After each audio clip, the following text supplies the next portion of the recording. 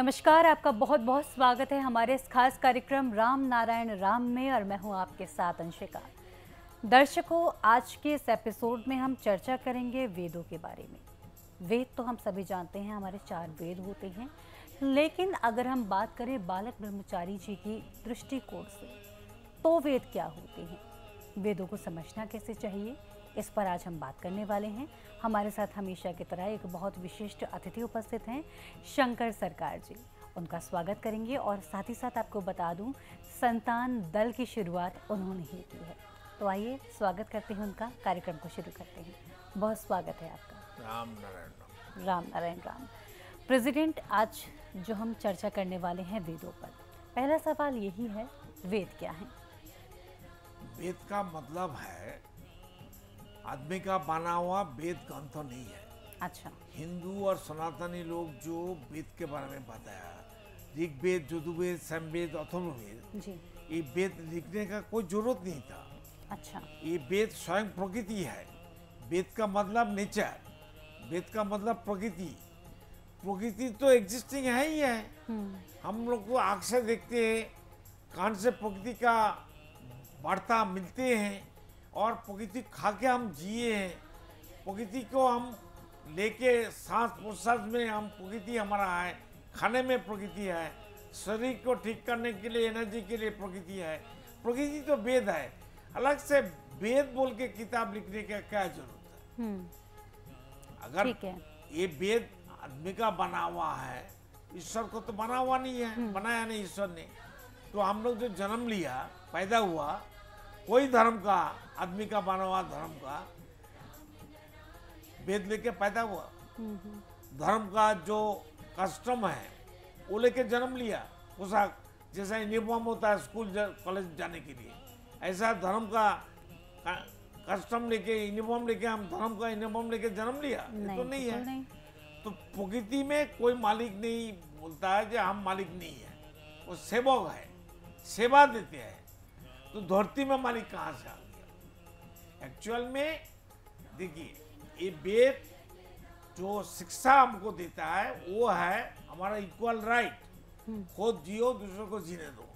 मतलब है धरती का जितना आय होता है, जो लिए इंडिया का, एक पृथ्वी का, धरती का अनेक देश है, बहुत देश है, छोटा बड़ा।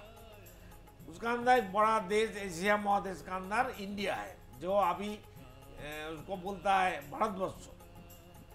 तो इसका जो धर्म है आदमी का बना हुआ है, इसका देश का जो संविधान है आदमी का बना हुआ है, इसका जो पॉलिटिकल संविधान है आदमी का बना हुआ है, इसका जो कोर्ट कचहरी में संविधान है, कानून है, आदमी का बना हुआ है। वो को भी सही हो सकता है। आदमी तो पढ़े लिखे, समझदार, चालाक आदमी, पढ़े लिखे आदमी के लिए, पैसे वाला आदमी के लिए, ज़्यादा चोरी करने के लिए, डकैती करने के लिए, ज़्यादा शोषण करने के लिए, गरीब को और गरीब बनाने के लिए तो संविधान बना है, कानून बना है, पॉलिटिकल पार्टी बना है, धर्म बना है। कोई धर्म इतना बड़ा बड़ा मस्जिद बना है, गिरजा बना। यूरोप कंट्री में जाके देखिए ना, एक एक गिरजा कितना लाखों करोड़ का खर्चा करके बनाया। मंदिर देखिए ना, इंडिया में इतना मंदिर है और फुटपाथ में, रोड में, बाजू में सब गरीब लोग बसा हुआ है। उसको खाना नहीं मिलता है, पीने के लिए पानी नहीं मिलता है, रहने के लिए मकान नहीं है, शिक्षा नहीं मिलता है, हॉस्पिटल भी नहीं मिलता है ट्रीटमेंट के लिए। तो कोई तो आँख उठा के देखता नहीं है ये लोग को क्या हाल होगा। अगर वो लोग का भी, हमारा सब बड़ा बड़ा जो रिच पीपुल है, पैसा वाला है, उसका ये हालत हो जाएगा, क्या करेगा वो लोग? इसलिए सरकार का, देश का जितना आय होता है, जो रुपया टैक्स से मिलता है, उसका 100% का अंदर, 100 भाग का अंदर 45% पुलिस मिलिट्री का पीछे चला जाता है, 20% चला जाता है सरकारी कर्मचारी और अमला और मिनिस्टर लोग को पालने के लिए, उसको खिलाने के लिए। तो 65% पॉजिटिव भाग तो 100 का अंदर चला जाता है, 20% जनता को मिलता है, 10% नेता लोग चोरी करता है। तो हमारा हक 20%, 100% का जो रोजगार है देश का, जनगण का दिया हुआ टैक्स का पैसा 20% पूरी भाग रुपया जनगण को मिलता है, वो भी बड़ा लोग लूट के ले जाता है। 30% जो लाखों करोड़ रुपया कमाता है उसको भी 30% टैक्स, जो 10,000 रुपया 50,000 रुपया नौकरी मिलता है हर महीना उसको भी 30% टैक्स। ऐसा हो सकता है? उसको स्लैब होना चाहिए ना। बिल्कुल। तो व्यक्ति मालिकाना क्या जरूरत है? व्यक्ति मालिकाना है बोल के तो समस्या है। जी प्रेसिडेंट, एक बार फिर से हम उसी चर्चा पर आना चाहेंगे। हम वेदों की बात कर रहे थे, तो जैसे कि आपने वेदों के बारे में हमें बताया, मैं आपसे ये जानना चाहूँगी क्योंकि वेदों में एक चीज़ बहुत ज़्यादा बोली गई है कि हमारे जो पेड़ हैं, पेड़ पूजा करने की बात की गई है, पेड़ों की जो पूजा की जाती है। जैसे बरगद की हम बात कर लें, भारत के कई हिस्सों में बरगद पेड़ की पूजा की जाती है, धागों से उनको बांधा जाता है। प्रकृति को किस तरह से संजो कर रखना हमको चाहिए। अगर हम बात करें बालक ब्रह्मचारी जी के नज़रिए से, तो उनका नज़रिया इसकी तरफ क्या है, किस तरह से हम पेड़ पौधों को बचा कर रखें? पेड़ पौधे नहीं रहेगा धरती में तो ऑक्सीजन नहीं मिलेगा, और ऑक्सीजन नहीं मिलेगा तो हम लोग जिएंगे नहीं, खाना नहीं मिलेगा, फल मूल नहीं मिलेगा, जीव जंतु नहीं जिएगा और वातावरण खराब हो जाएगा। सबसे बड़ा है बरसात नहीं होगा। पेड़ पौधे का सब इको बैलेंस होना चाहिए, वो लोग को भी जीना चाहिए, हम लोग को भी जीना चाहिए। सृष्टि का हर प्राणी, हर वस्तु का, हर जीव का, हर पेड़ पौधे का सबको इक्वल हक होना चाहिए। जैसे आदमी को जीने का हक है, पेड़ पौधे का है, जीव जंतु का है। आदमी खाएगा, मनुष्य खाएगा, और गाय बाछुर है, कुत्ता है, सियाल है, वो लोग को खाना नहीं मिलेगा। सबको खाना देना है, हमको भी जीना है, वो लोग को भी जीने देना है। इसके लिए सरकार को कानून बनाना पड़ेगा। तो आदमी के लिए कानून है, सुंदर में खाना कौन देगा भाई? वहाँ तो खाना, बिना खाना से सब मरता है, जीव जंतु जानवर मरता है। इसलिए धरती से व्यक्ति मालिकाना हटाना पड़ेगा। ठीक है, बिल्कुल। प्रकृति मालिक नहीं है। प्रकृति में आप ढूंढिए, ईश्वर मालिक नहीं बोलता है, अल्लाह बोलता नहीं है मैं मालिक हूँ। हम लोग बोलते हैं वो मालिक है, लेकिन वो नहीं पता है हम मालिक है। तो मालिक बन के जो हमको शोषण करता है, मेरा खून चूसता है आदमी का, सबका 1500 आदमी खून चूसने वाला 800 करोड़ आदमी का अंदर है।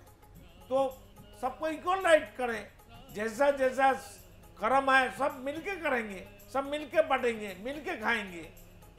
जरूरत क्या है? प्रकृति में क्या हुआ भाई? प्रकृति में तो कोई मालिक नहीं है, कोई राजा तो नहीं है, तो धरती में राजा और मालिक, मिनिस्टर, प्रेसिडेंट क्या जरूरत है? सब एक ही पिता, एक ही प्रकृति का संतान हो, अलग से सब पौधों भी क्या जरूरत है? जी, तो पेड़ों का इस तरह से ख्याल हमको रखने की जरूरत हाँ, है। एकदम। सर, पेड़ को इज्जत देना चाहिए। जी, पेड़ हमारा आत्मा है, पेड़ पार्ट ऑफ आत्मा है।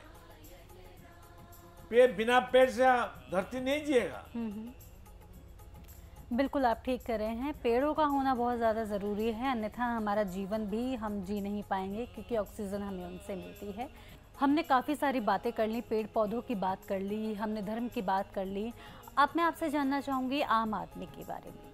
अगर एक आदमी संतान दल से जुड़ता है तो उनको क्या कुछ बेनिफिट्स मिल सकते हैं? मैं ये कहना चाहती हूँ, इससे मेरा मतलब ये है कि अगर कोई इंसान संतान दल से जुड़ता है तो जब वो जुड़ेंगे तो क्या कुछ उनको करने को मिलेगा, जीव सेवा करने को मिलेगी, पुण्य कैसे बढ़ेंगे, किस तरह से एक अच्छी लाइफ हम जी पाएंगे, किस तरह से अपने पुण्यों को बढ़ा पाएंगे?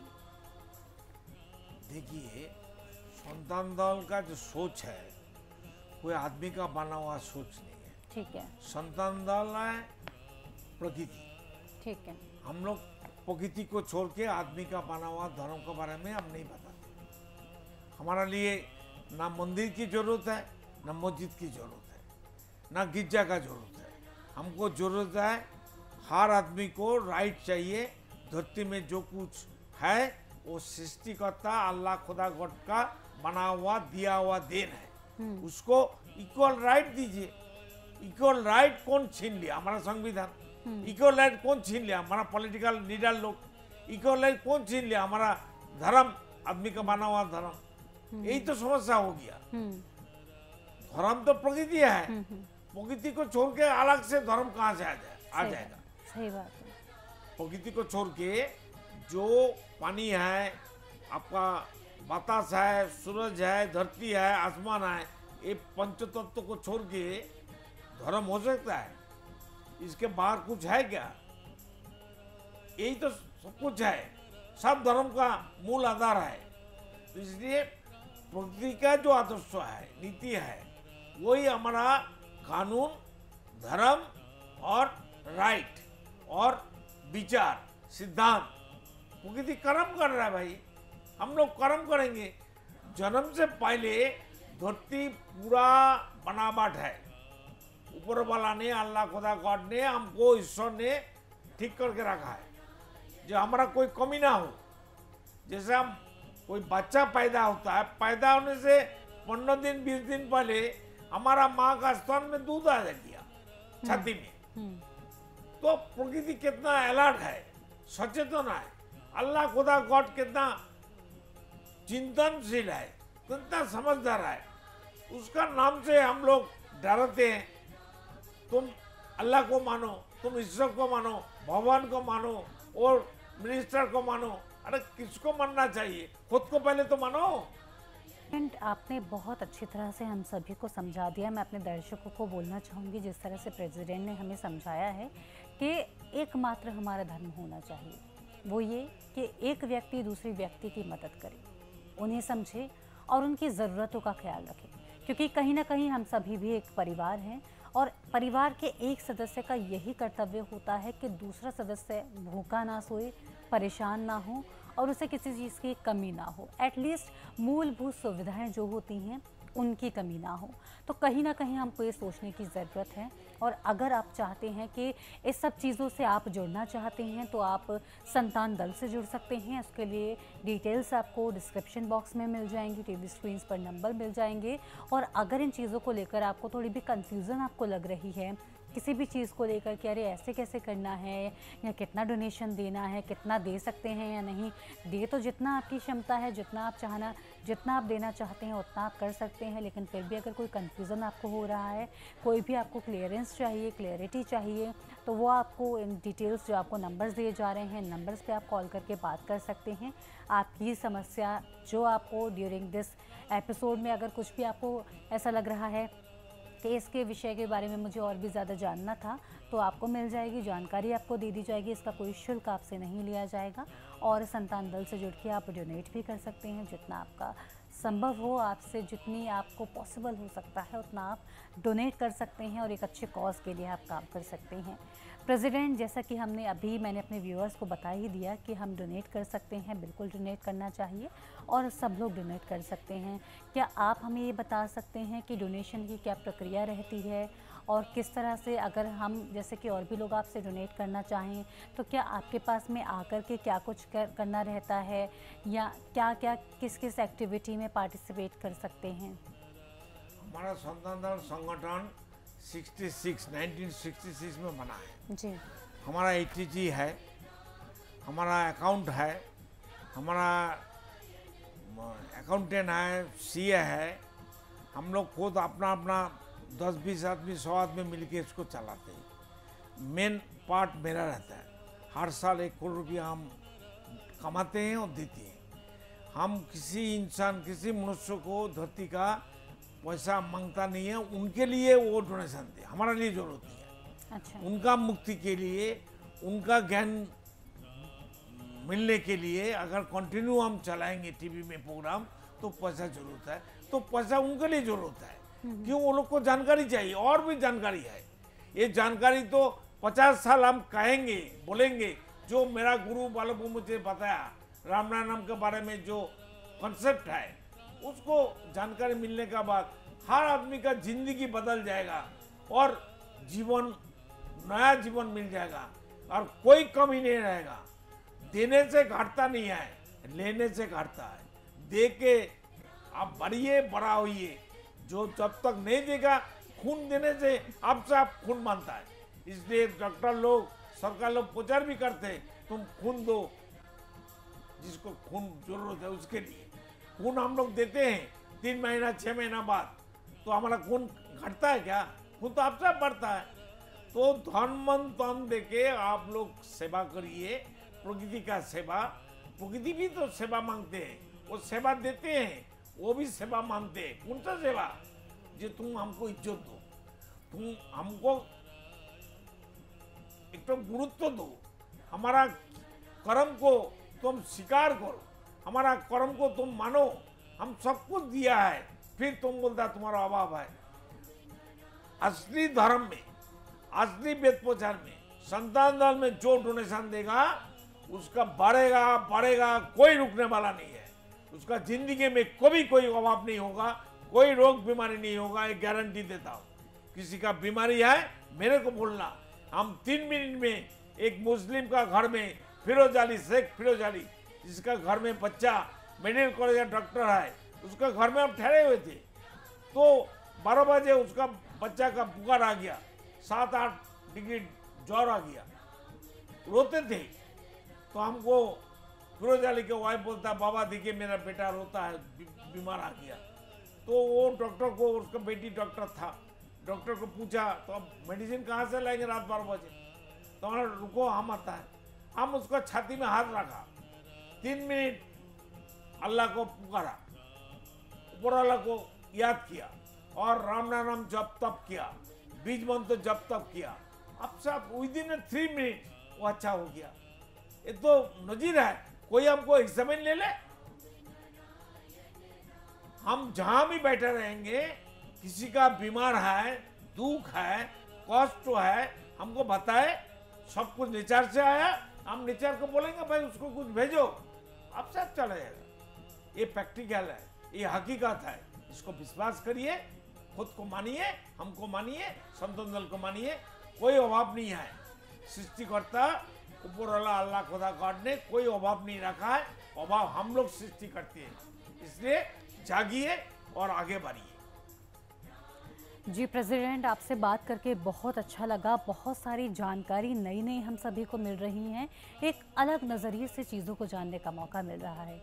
इसी के साथ वक्त हो चला है इस एपिसोड पे ही विराम लगाने का। आपका धन्यवाद देना चाहूँगी, आप यहाँ आए, आपने बहुत कीमती समय दिया, बहुत धन्यवाद। तो दर्शकों, इसी के साथ आज के इस एपिसोड में इतना ही। उम्मीद करती हूँ कार्यक्रम आपको पसंद आया होगा। चीज़ों को एक अलग पर्सपेक्टिव से जानने का, एक अलग नज़रिए से जानने का मौका हम सभी को इस कार्यक्रम के माध्यम से मिल रहा है। इसी के साथ अगर आप अपने पुण्य में वृद्धि करना चाहते हैं, आप चाहते हैं किसी बेसहारा का सहारा बने, तो उसके लिए संतान दल से आप जुड़ सकते हैं। उसके लिए डिस्क्रिप्शन में आपको डिटेल्स मिल जाएंगी, टीवी स्क्रीन पर नंबर मिल जाएंगे, इन नंबर्स पे आप कांटेक्ट कर सकते हैं और डिटेल्स पर आप जा सकते हैं, डोनेशन आप दे सकते हैं। इसी के साथ मैं लेती हूँ आपसे आज्ञा, फिर होगी मुलाकात, तब तक के लिए नमस्कार। आप देख रहे हैं हमारा खास कार्यक्रम राम नारायण राम शंकर सरकार जी के साथ राम नारायण रामशाह। यह एक महाध्वनि और बीज मंत्र है। यह सभी समस्या का संपूर्ण समाधान है। आप लोग इन्हें अपना के देखिए, मन और दिल में क्या प्राप्त हो रहा है। इस कार्यक्रम का विशेष उद्देश्य इसका प्रचार और प्रसार के साथ ही प्रत्येक मनुष्य की मुक्ति का मार्गदर्शन है और यह आपकी दिल की बात है। इस मार्ग पर पुण्य और मुक्ति निश्चित है। इस कार्यक्रम के माध्यम से संतान दल द्वारा चलाए जा रहे श्रेष्ठ सेवाओं से जुड़कर सबके कल्याण के लिए इस नेक कार्य का हिस्सा बन सकते हैं और वृद्धाश्रम, गौशाला, गरीब और वंचित बच्चों की शिक्षा का भी सहयोग और समर्थन कर सकते हैं। संतान दल सबका एक ही परिवार है। अकाउंट नेम संतान दल, account number 266505000657, IFSC code ICIC 00026665। पूरी तरह जानने के लिए आप संस्था के फोन नंबर पर संपर्क कर सकते हैं। Phone number 6291342066, 9836073503, email ID santandal1960@gmail.com।